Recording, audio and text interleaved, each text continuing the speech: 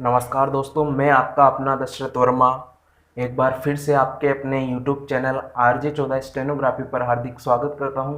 दोस्तों, आज की वीडियो में हम सीखेंगे व्यंजनों को मिलाना, यानी कि आपकी जो ऋषि प्रणाली है उनमें व्यंजनों को, अक्षरों को, वर्णों को किस प्रकार मिलाकर उन्हें हम संकेत लिपि में लिख सकते हैं, उनको मिलाकर हम एक शब्द का रूप किस प्रकार दे सकते हैं, उसको आज हम सीखेंगे। दोस्तों, व्यंजनों को मिलाना सीखने के लिए दोस्तों हमें कुछ विशेष, कुछ बेसिक्स, कुछ बहुत महत्वपूर्ण नियम है, उनका आकलन या उनको याद करना हमें बहुत ही आवश्यक है दोस्तों।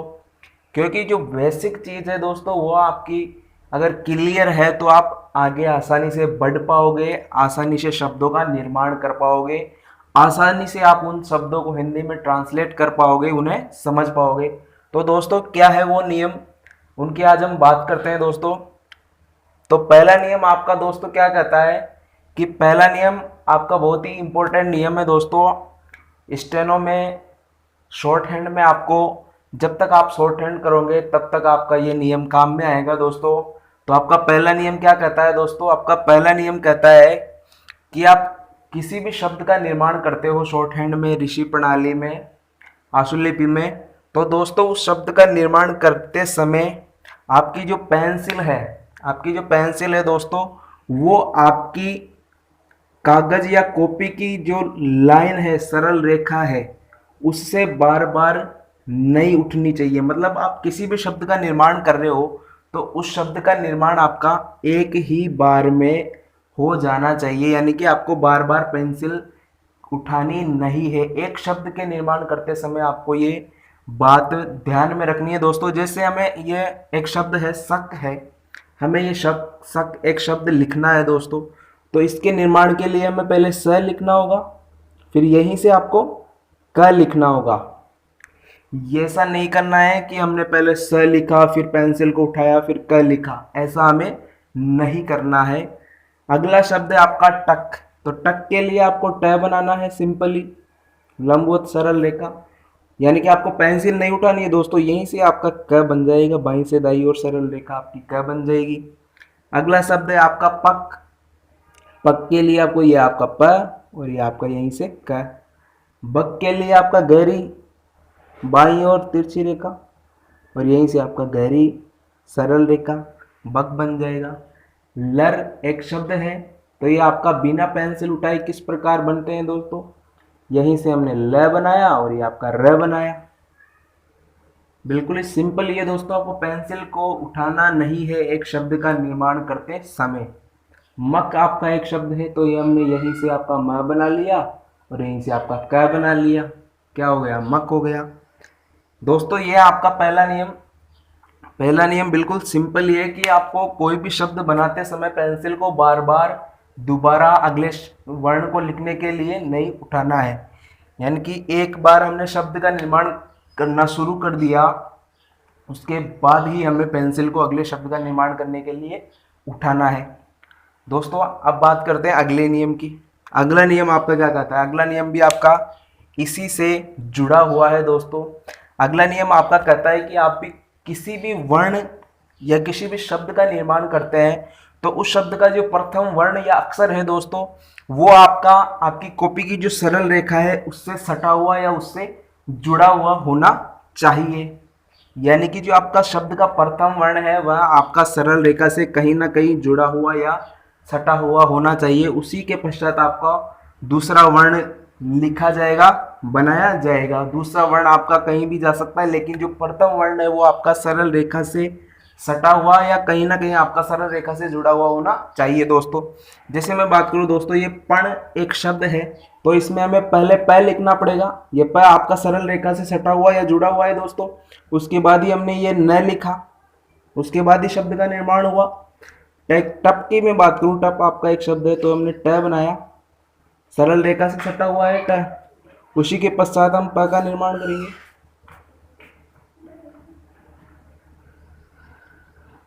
अगले शब्द की मैं बात करूं दोस्तों, अगला शब्द है आपका चग। तो चग के लिए हमें पहले च बनाना पड़ेगा, सरल रेखा से सटा हुआ होगा आपका च, उसके बाद ही हम ग का निर्माण करेंगे, यहीं से बिना पेंसिल उठाए दोस्तों।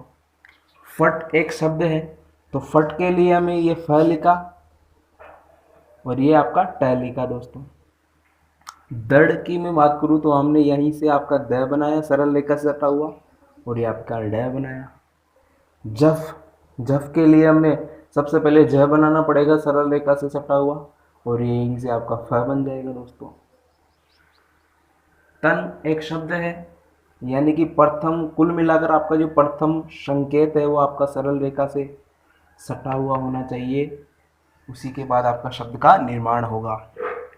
टन एक शब्द है दोस्तों, ये ट बनाया सरल रेखा से सटा हुआ और यहीं से आपका न बना दो। वक की मैं बात करूँ तो वक के लिए आप ये व बनाया और यहीं से आपका ग बनाया। तो दोस्तों कुल मिलाकर दूसरा नियम आपका ये कहता है कि आप कोई भी शब्द का निर्माण करें तो उस शब्द का जो प्रथम अक्षर या प्रथम वर्ण है वो आपका सरल रेखा से सटा हुआ या कहीं ना कहीं सरल रेखा से जुड़ा हुआ होना चाहिए। दोस्तों बात करते हैं अगले नियम, अगला नियम यानी कि बात करते हैं तीसरे नियम की कि आपका तीसरा नियम क्या कहता है। दोस्तों तीसरा नियम आपका बिल्कुल सिंपल है। तीसरा नियम आपका कहता है कि जो आपका क वर्ग है, यानी कि क वर्ग में आपके क ख ग घ आते हैं, उसके अलावा आपके म न और अण, यानी कि क वर्ग और म न और अण वर्ण के पश्चात यदि आपके ऊपर से नीचे की ओर बनने वाला कोई भी अक्षर या वर्ण आता है दोस्तों, उस स्थिति में आपका जो क वर्ग है वो सरल रेखा से ऊपर की ओर लिखा जाएगा। उसी के पश्चात आपका दूसरा अक्षर का निर्माण होगा, यानी कि आपके क वर्ग और म न के बाद यदि ऊपर से नीचे की ओर बनने वाला कोई भी संकेत या अक्षर आता है तो उस स्थिति में आपका क वर्ग जो है सरल रेखा से ऊपर की ओर बना जाएगा। कुछ उदाहरण है दोस्तों, यानी कि ख ट आपका एक शब्द है, इसमें ख आपका सरल रेखा का एक शब्द है, अक्षर है दोस्तों, तो ये ख बनाया। उसके बाद आपका ट आ रहा है, यानी कि ऊपर से नीचे की ओर बनने वाला एक अक्षर या वर्ण आ रहा है, तो उस स्थिति में आपका ख वर्ग हमने ये आपका सरल रेखा से ऊपर बना दिया। उसके पश्चात आपका ट वर्ग बनाया जाएगा। मण आपका अगला शब्द है दोस्तों। म आपका मैंने कहा क वर्ग और म न और अण अगर आते हैं उस स्थिति में आपका क वर्ग ऊपर की ओर लिखा जाएगा। तो ये हमने आपका म लिखा दोस्तों और ये आपका अण लिख दिया। अगले शब्द की मैं बात करूं, अगला शब्द है आपका गब। गब में ग आपका क वर्ग का एक अक्षर है, ब आपका ऊपर से नीचे की ओर बनने वाला एक अक्षर है। उस स्थिति में यदि ग आपका क वर्ग का अक्षर है तो ग आपका सरल रेखा से ऊपर बनेगा दोस्तों, यानी कि ये सरल रेखा से ऊपर ग बन गया। उसके बाद ये आपका ब गहरी रेखा। इस प्रकार आपका एक शब्द का निर्माण होगा। कट आपका एक अगला शब्द है दोस्तों। कट में आपका क वर्ग का ही एक अक्षर है, ट ऊपर से नीचे की ओर बनने वाला वर्ण अक्षर आ रहा है। उस स्थिति में आपका क जो है सरल रेखा से ऊपर बनेगा, उसी के पश्चात आपका ट बनेगा। मठ आपका एक अक्षर है, क वर्ग प्लस म न आए तो उसके बाद यदि ऊपर से नीचे की ओर बनने वाला या आने वाला कोई संकेत आए तो आपका जो क वर्ग है म न है वो आपका सरल रेखा से ऊपर की ओर बनाया जाएगा। तो ये आपका म बन गया दोस्तों और ये आपका ट हो गया।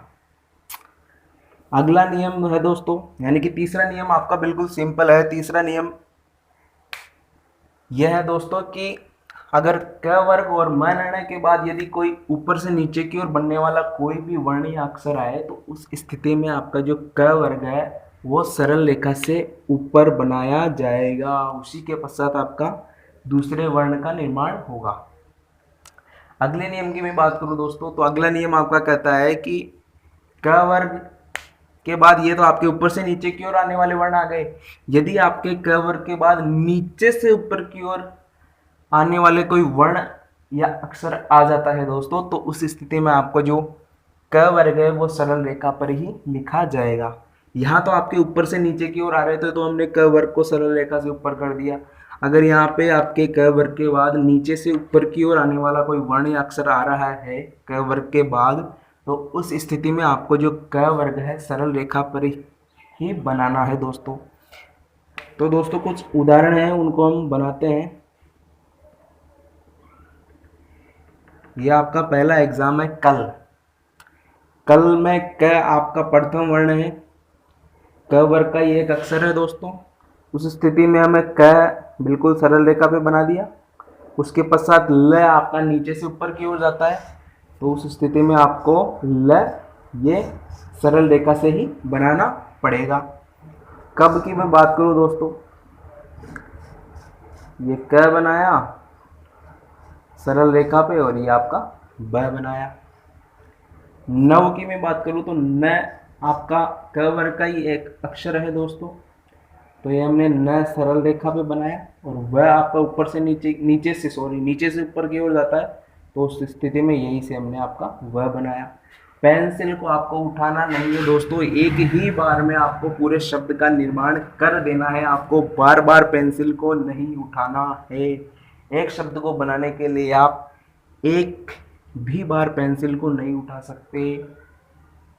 एक शब्द का निर्माण होने के पश्चात यदि आप दूसरा शब्द का निर्माण करते हैं तभी आप पेंसिल को उठा सकते हैं।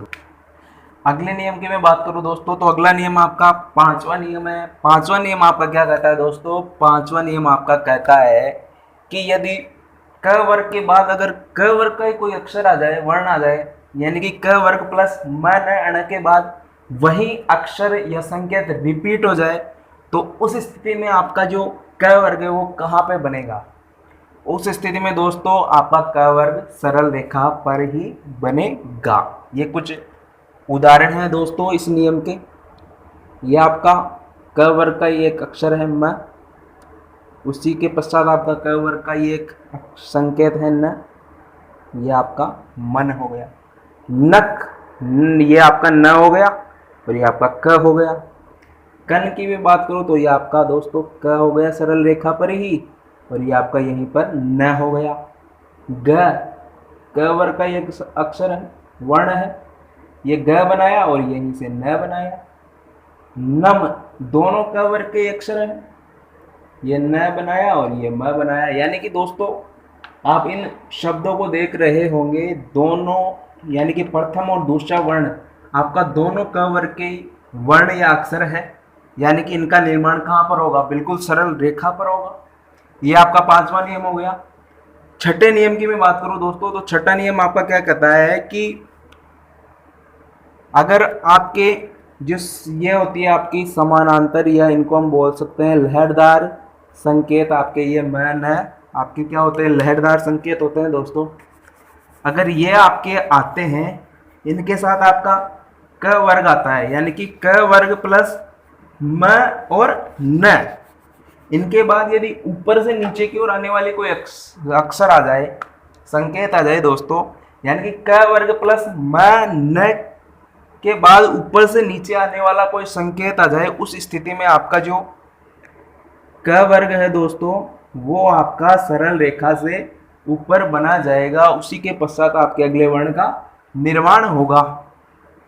यानी कि दो सरल रेखाएं आती है ना एक साथ, तो उन दो सरल रेखाओं का निर्माण आपका जो कॉपी की सरल रेखा है उससे ऊपर होगा, उसी के पश्चात अगले वर्ण का निर्माण होगा।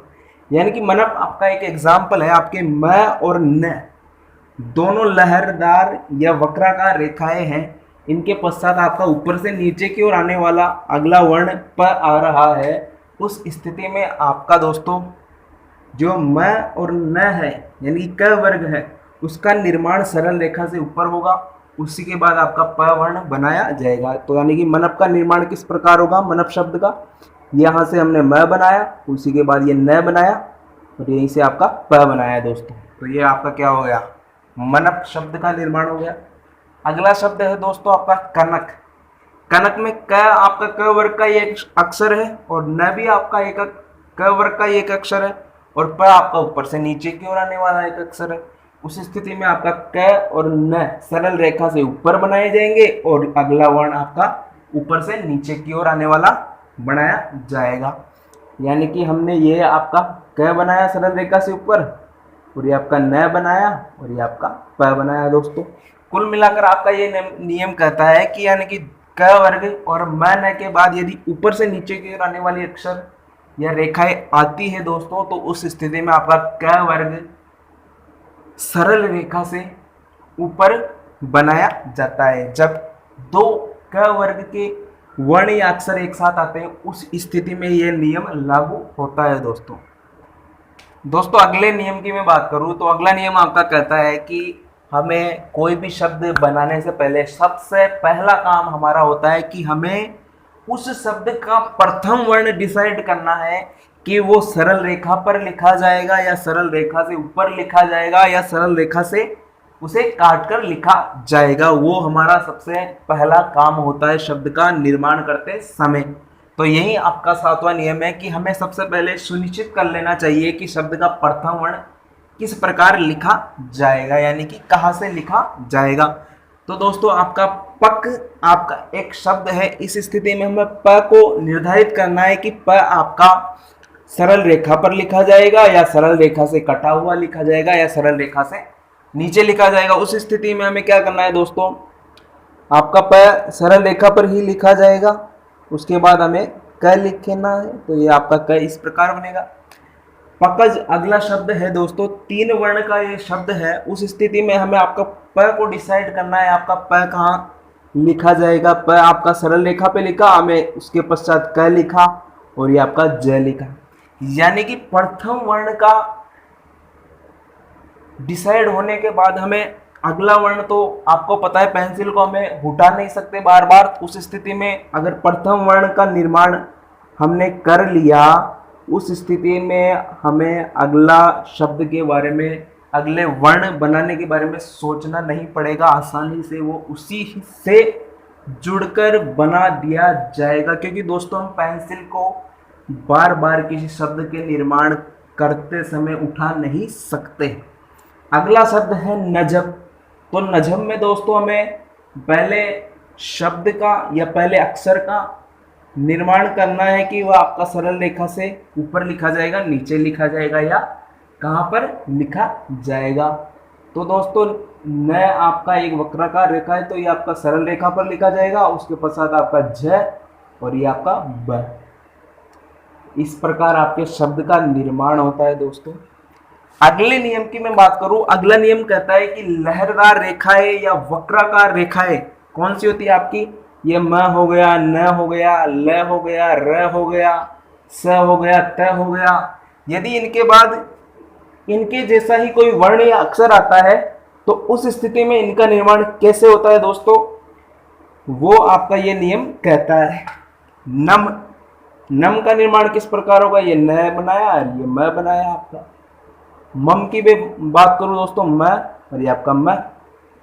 तत् की मैं बात करूं तो ये आपका त सरल रेखा पे, उसी के पश्चात आपका त। सस, स के बाद उसी जैसा वर्ण आ रहा है दोस्तों, तो ये स बनाया और ये स बनाया। लल आ रहा है तो लल में हमने ल बनाया और यहीं से आपका ल बनाया दोस्तों। आप इन्हें इनके विपरीत भी बना सकते हो, क्योंकि आपको पता है दोस्तों त आपका 2 प्रकार से लिखा जाता है, स आपका दायां बायां भाग लिखा जाता है, ल भी आपका 2 प्रकार से बनाया जाता है। उस स्थिति में आप त को इस प्रकार भी बना सकते हो, तत् को सस, सस को आप इस प्रकार बना सकते हो, लल को आप ऊपर से नीचे की ओर भी आता है ल, तो उस स्थिति में आप ल को इस प्रकार भी बना सकते हो दोस्तों। ये था आपका 8वां नियम।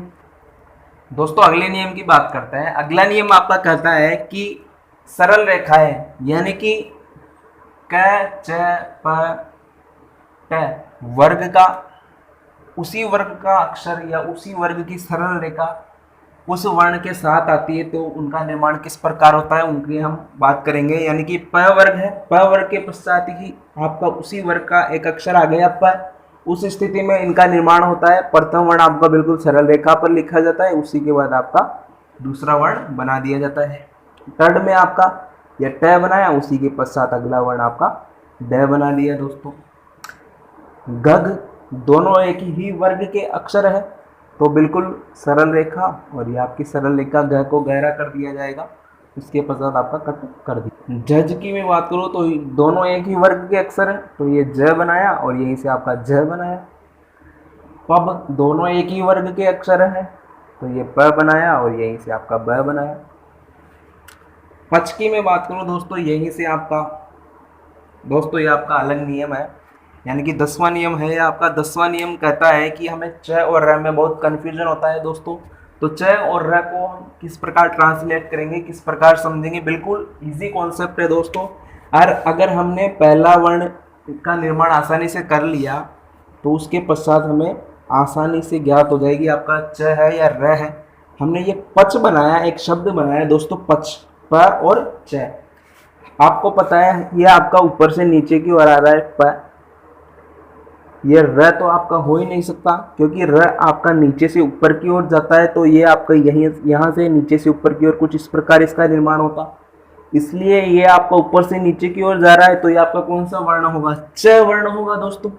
अगले शब्द में लेते हैं पर। आपका एक शब्द है तो ये प बनाया और यहीं से आपका नीचे से ऊपर की ओर र बनता है, तो आपका ये र बना दिया। अब आप कहोगे कि ये आपका च है, तो च अगर होता तो दोस्तों प और कुछ इस प्रकार आपका ये शब्द बनता दोस्तों, क्योंकि च आपका ऊपर से नीचे की ओर जाता है और र आपका ये यहाँ पे नीचे से ऊपर की ओर जा रहा है दोस्तों। छठ आपका अगला शब्द है, तो ये हमने छ बनाया दोस्तों। पेंसिल को आपको उठाना नहीं है, यहीं से आपको ट बना दिया। रन की मैं बात करूं दोस्तों, तो ये आपने यहीं से र बनाया और ये आपका न बना दिया, च न, च और ये आपका न। तो दोस्तों ये था आपका 10वां नियम। दोस्तों आपको ये वीडियो कैसी लगी कमेंट करके जरूर बताएं।